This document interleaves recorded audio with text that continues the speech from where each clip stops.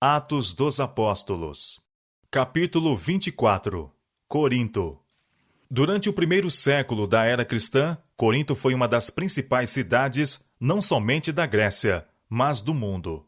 Gregos, judeus e romanos, juntamente com viajantes de todas as terras, apinhavam-se nas suas ruas, intensamente entregues às atividades e aos prazeres. Grande centro comercial, situado com fácil acesso a todas as partes do Império Romano, era um importante lugar para o estabelecimento de monumentos para Deus e sua verdade. Entre os judeus que haviam fixado residência em Corinto, achavam-se Áquila e Priscila, que se distinguiram posteriormente como zelosos obreiros de Cristo. Vindo a conhecer o caráter dessas pessoas, Paulo ficou com eles. Logo no princípio de seu trabalho nesse ponto de sua viagem, Paulo viu de todos os lados sérios obstáculos ao progresso de sua obra. A cidade estava quase inteiramente entregue à idolatria. Vênus era a divindade favorita, e com a adoração de Vênus estavam relacionados muitos ritos e cerimônias degradantes.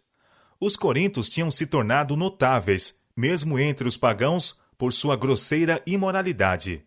Parecia que sua preocupação ou cuidado não ia além dos prazeres e passatempos do momento. Em sua pregação do Evangelho em Corinto, o apóstolo seguiu um sistema diferente do que assinalara seu trabalho em Atenas. Neste lugar, procurara ele adaptar seu estilo ao caráter de seu auditório. A lógica opusera a lógica, responder à ciência com ciência, à filosofia com filosofia. Considerando o tempo assim gasto e concluindo que seu ensino em Atenas fora pouco produtivo, decidiu seguir outro plano de trabalho em Corinto. Nos seus esforços para atrair a atenção dos descuidados e indiferentes, decidiu evitar discussões e argumentos elaborados, e nada se propor saber entre os coríntios, senão a Jesus Cristo, e este crucificado.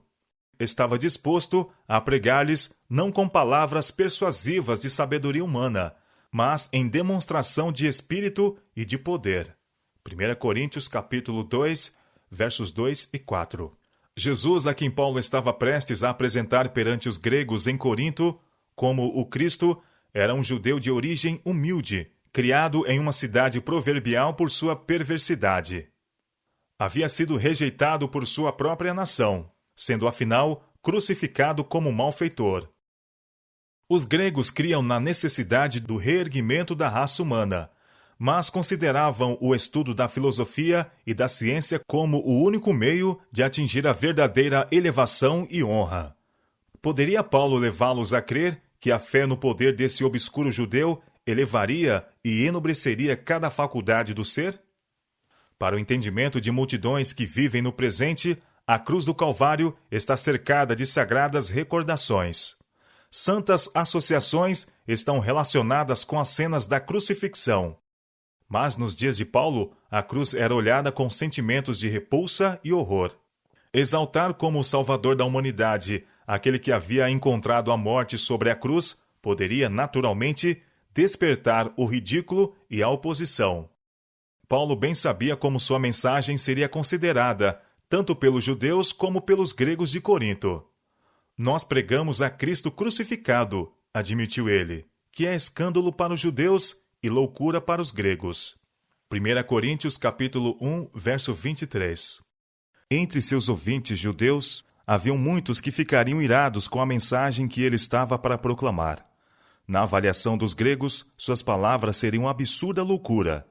Ele seria considerado como um débil mental ao tentar mostrar como a cruz poderia ter alguma relação com o reerguimento da raça ou a salvação da humanidade. Mas para Paulo, a cruz era o único objeto de supremo interesse. Desde que fora detido em sua carreira de perseguição contra os seguidores do crucificado Nazareno, jamais cessara de se gloriar na cruz. Nesse tempo fora-lhe dada uma revelação do infinito amor de Deus, como revelado na morte de Cristo, e maravilhosa transformação tinha se operado em sua vida, pondo em harmonia com o céu todos os seus planos e propósitos. Desde esse momento, tornara-se um novo homem em Cristo. Ele sabia por experiência pessoal que quando um pecador uma vez contempla o amor do Pai, como se vê no sacrifício de seu filho, e se rende à divina influência, tem lugar uma mudança de coração e, desde então, Cristo é tudo em todos. Por ocasião de sua conversão, Paulo foi inspirado com um incontido desejo de ajudar seus semelhantes a contemplar a Jesus de Nazaré como Filho do Deus vivo, poderoso para transformar e para salvar. Desde então, sua vida fora inteiramente dedicada ao esforço para retratar o amor e o poder do crucificado. Seu grande coração de simpatia abrangeu todas as classes.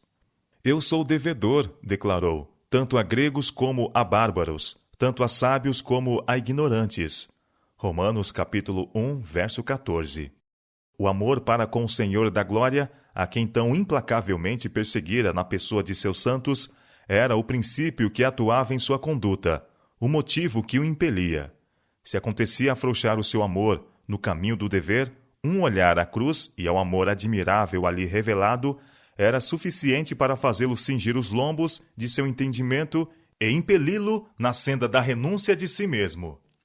Eis o apóstolo pregando na sinagoga de Corinto, argumentando com os escritos de Moisés e dos profetas, e levando seus ouvintes até ao advento do prometido Messias. Consideremos como ele tornou clara a obra do Redentor como o grande sumo sacerdote da humanidade. Aquele que, mediante o sacrifício da sua própria vida, fez expiação pelo pecado de uma vez por todas e assumiu seu ministério no santuário celestial. Os ouvintes de Paulo foram levados a compreender que o Messias, por cujo advento haviam eles estado a suspirar, tinha já vindo, que sua morte fora o antítipo de todas as ofertas sacrificais e que seu ministério no santuário do céu era o grande objeto que projetava sua sombra para o passado e tornava claro o ministério do sacerdócio judaico. Paulo testificou aos judeus que Jesus era o Cristo. Baseando-se nas escrituras do Antigo Testamento, mostrou que, de acordo com as profecias e com a universal expectativa dos judeus, o Messias seria da linhagem de Abraão e de Davi. Então traçou a descendência de Jesus, do patriarca Abraão, ao salmista real. Leu o testemunho dos profetas referente ao caráter e obra do prometido Messias, e a maneira como seria recebido e tratado na terra. Mostrou então que todas essas predições tinham sido cumpridas na vida, ministério e morte de Jesus de Nazaré. Paulo mostrou que Cristo tinha vindo para oferecer salvação, antes de tudo, à nação que aguardava a vinda do Messias, como a consumação e glória de sua existência nacional. Mas essa nação havia rejeitado aquele que lhe teria dado vida, e tinha escolhido outro líder, cujo reino terminaria em morte. Ele procurou impressionar seus ouvintes com o fato de que somente o arrependimento poderia salvar a nação judaica da ruína impendente. Revelou-lhes a ignorância do significado dessas passagens, de que principalmente se orgulhavam e se gloriavam de entender profundamente. Recriminou-lhes o mundanismo, o amor a posições, títulos e ostentação e seu anormal egoísmo. No poder do Espírito, Paulo relatou a história de sua própria miraculosa conversão e de sua confiança nas Escrituras do Antigo Testamento, que tão completamente se haviam cumprido em Jesus de Nazaré. Suas palavras foram faladas com solene fervor, e seus ouvintes não podiam deixar de compreender que ele amava com todo o coração o Salvador crucificado e ressurgido. Viam que sua mente estava centralizada em Cristo, que toda a sua vida estava unida a seu Senhor. Tão impressivas foram suas palavras que somente os que estavam cheios do mais amargo ódio contra a religião cristã não se deixaram mover por elas. Mas os judeus de Corinto fecharam os olhos às provas tão claras apresentadas pelo apóstolo e recusaram atender seus apelos. O mesmo espírito que os havia levado a rejeitar a Cristo encheu-os de ira e fúria contra seu servo. Não o houvesse Deus especialmente protegido para que ele pudesse continuar levando a mensagem do Evangelho aos gentios e teriam posto fim à sua vida. Mas, resistindo e blasfemando eles, sacudiu os vestidos e disse-lhes: O vosso sangue seja sobre a vossa cabeça. Eu estou limpo, e desde agora parto para os gentios. E saindo dali, entrou em casa de um homem chamado Tito Justo, que servia a Deus e cuja casa estava junto da sinagoga. Atos capítulo 18, verso 7. Silas e Timóteo desceram da Macedônia para ajudar Paulo e juntos trabalharam pelos gentios. Aos pagãos, bem como aos judeus, Paulo e seus companheiros pregaram a Cristo como o Salvador da raça caída. Evitando o arrazoado, complicado e sutil, os mensageiros da cruz demoraram-se nos atributos do Criador do mundo, o supremo governador do universo. Coração inflamado com o amor de Deus e de seu Filho, eles apelavam aos pagãos para contemplarem o infinito sacrifício feito em favor do homem. Sabiam que, se os que tinham por tanto tempo estado a tatear nas trevas do paganismo pudessem apenas ver a luz a jorrar da cruz do Calvário, seriam atraídos para o Redentor. E eu, quando for levantado da terra, declarou o Salvador, todos atrairei a mim. João capítulo 12, verso 32. Os obreiros do Evangelho em Corinto reconheceram os terríveis perigos que ameaçavam aqueles por quem estavam trabalhando. E foi com um senso de responsabilidade que sobre eles repousava que apresentaram a verdade como é em Jesus. Límpida, clara e decidida foi sua mensagem. Um cheiro de vida para a vida ou de morte para a morte. E não apenas em suas palavras, mas em sua vida diária, era o Evangelho revelado. Anjos cooperavam com eles, e a graça e poder de Deus eram vistos na conversão de muitos. E Crispo, principal da sinagoga, creu no Senhor com toda a sua casa. E muitos dos coríntios, ouvindo-o, creram e foram batizados. Atos capítulo 18, verso 8. O ódio com que os judeus haviam sempre olhado os apóstolos foi então intensificado. A conversão e o batismo de Crispo tiveram o efeito de exasperar em vez de convencer esses obstinados oponentes. Não podiam apresentar argumentos que refutassem a pregação de Paulo, e à falta de tais provas, recorreram ao engano e maldosos ataques. Blasfemaram do Evangelho e do nome de Jesus. Em seu cego ódio, palavra nenhuma era bastante feia, nenhum ardil demasiado vil para não ser por eles usados. Não podiam negar que Cristo havia operado milagres, mas declaravam que ele os realizara pelo poder de Satanás, e ousadamente afirmavam que as maravilhosas obras feitas por Paulo eram por intermédio do mesmo instrumento. Embora Paulo tivesse tido certa medida de êxito em Corinto, a impiedade que viu e ouviu naquela corrupta cidade quase o desanimou. A depravação que testemunhou entre os gentios e o desdém e insultos recebidos dos judeus produziram-lhe grande angústia de espírito. Duvidou da sabedoria de procurar estabelecer uma igreja com o material que ali se encontrava. Como estivesse planejando deixar a cidade para ir a um campo mais promissor e buscasse fervorosamente compreender o seu dever, o Senhor lhe apareceu em visão e disse: Não temas, mas fala, e não te cales, porque eu sou contigo, e ninguém lançará a mão de ti para te fazer mal, pois tenho muito povo nesta cidade. Atos capítulo 18, versos 9 e 10. Paulo compreendeu ser essa uma ordem para permanecer em Corinto e uma garantia de que o Senhor faria germinar a semente lançada. Fortalecido e animado, continuou a trabalhar ali com zelo e perseverança. Os esforços do apóstolo não estavam restringidos à pregação pública. Muitos haviam que não poderiam ser alcançados dessa maneira. Ele gastou muito tempo no trabalho de casa em casa, prevalecendo-se assim das relações familiares do círculo doméstico. Visitava os enfermos e tristes, confortava os aflitos, animava os oprimidos. Em tudo o que dizia e fazia, engrandecia o nome de Jesus. Trabalhava assim em fraqueza e em temor e em grande tremor. 1 Coríntios capítulo 2, verso 3. Ele tremia ao pensamento de que seus ensinos pudessem revelar mais o humano que o divino.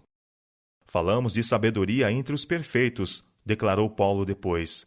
Não porém a sabedoria deste mundo, nem dos príncipes deste mundo, que se aniquilam, mas falamos a sabedoria de Deus, oculta em mistério, a qual Deus ordenou antes dos séculos para nossa glória, o qual nenhum dos príncipes deste mundo conheceu, porque, se a conhecessem, nunca crucificariam ao Senhor da glória. Mas, como está escrito, as coisas que o olho não viu e o ouvido não ouviu e não subiram ao coração do homem são as que Deus preparou para os que o amam. 1 Coríntios capítulo 2, verso 9. Mas Deus nolas revelou pelo seu Espírito, porque o Espírito penetra todas as coisas, ainda as profundezas de Deus. Porque qual dos homens sabia as coisas do homem, senão o Espírito do homem que nele está? Assim também ninguém sabe as coisas de Deus, senão o Espírito de Deus. Mas nós não recebemos o Espírito do mundo, mas o Espírito que provém de Deus, para que pudéssemos conhecer o que nos é dado gratuitamente por Deus, as quais também falamos, não com palavras de sabedoria humana, mas com as que o Espírito Santo ensina, comparando as coisas espirituais com as espirituais. 1 Coríntios capítulo 2, versos 6 a 13. Paulo reconheceu que sua suficiência não estava em si próprio, mas na presença do Espírito Santo, cuja benigna influência enchia-lhe o coração, trazendo cada pensamento em sujeição a Cristo. Ele falava de si como trazendo sempre por toda parte a mortificação do Senhor Jesus, no corpo, para que a vida de Jesus se manifeste também em nossos corpos. 2 Coríntios capítulo 4, verso 10. Nos ensinos do apóstolo, Cristo era a figura central. E vivo, declarou ele, não mais eu, mas Cristo vive em mim. Gálatas capítulo 2, verso 20. O eu fora apagado, Cristo foi revelado e exaltado. Paulo era um orador eloquente. Antes de sua conversão, havia ele muitas vezes procurado impressionar seus ouvintes com rasgos de oratória. Mas agora pusera tudo isto de lado. Em vez de se demorar em descrições poéticas e fantasiosas representações que poderiam lisonjear os sentidos e alimentar a imaginação, mas que não encontrariam eco na experiência diária, buscava ele, pelo uso de linguagem simples, convencer os corações com as verdades de importância vital. Representações fantasiosas da verdade podem provocar um êxtase dos sentidos, mas não raro, verdades apresentadas desta maneira não suprem o alimento necessário ao fortalecimento e o robustecimento do crente para as batalhas da vida. As necessidades imediatas, as provas presentes das pessoas em conflito, devem ser enfrentadas com instrução prática e sadia, com base nos princípios fundamentais do cristianismo. Os esforços de Paulo em Corinto não ficaram sem fruto. Muitos abandonaram a adoração dos ídolos para servirem ao Deus vivo, e uma grande igreja se alistou sob a bandeira de Cristo. Alguns foram salvos dentre os mais devassos gentios e tornaram-se monumentos da misericórdia de Deus e da eficácia do sangue de Cristo para limpar do pecado. O crescente sucesso que teve Paulo em apresentar a Cristo despertou a mais determinada oposição da parte dos judeus incrédulos. Levantaram-se concordemente contra Paulo e o levaram ao tribunal de Gálio, então procônsul da Acaia. Esperavam que as autoridades, como em ocasiões anteriores, se poriam ao lado deles e, vociferando irados, apresentaram sua acusação contra o apóstolo. Este persuade os homens a servir a Deus contra a lei. Atos capítulo 18, versos 12 e 13. A religião judaica estava sob a proteção do poder romano, e os acusadores de Paulo pensavam que, se pudessem aplicar-lhe a pecha de violador das leis de sua religião, provavelmente ele lhes seria entregue para julgamento e sentença. Assim esperavam conseguir a sua morte. Mas Gálio era um homem de integridade e recusou tornar-se instrumento da inveja e da intriga dos judeus. Aborrecido com sua hipocrisia e justiça própria, não tomou conhecimento da acusação. Como Paulo se preparasse para falar em defesa própria, Gálio lhe disse não ser necessário. Então, voltando-se para os irados acusadores, disse: Se houvesse, ó judeus, algum agravo ou crime enorme, com razão vos sofreria. Mas, se a questão é de palavras e de nomes e da lei que há entre vós, vede-o vós mesmos, porque eu não quero ser juiz dessas coisas. E expulsou-os do tribunal. Atos capítulo 18, versos 14 a 16. Tanto judeus como gregos haviam ansiosamente esperado pela decisão de Gálio, e sua imediata rejeição do caso, como sendo destituído de qualquer interesse público, foi o sinal de retirada dos judeus mal-sucedidos e irados. A decidida atitude do procônsul abriu os olhos à vociferante multidão que estivera a incitar os judeus. Pela primeira vez, durante os trabalhos de Paulo na Europa, a multidão tomou seu partido. diante das próprias vistas do procônsul e sem interferência de sua parte, acometeram violentamente contra o mais preeminente dos acusadores do apóstolo. Então todos agarraram Sóstenes, principal da sinagoga, e o feriram diante do tribunal. E a Galho nada dessas coisas o incomodava.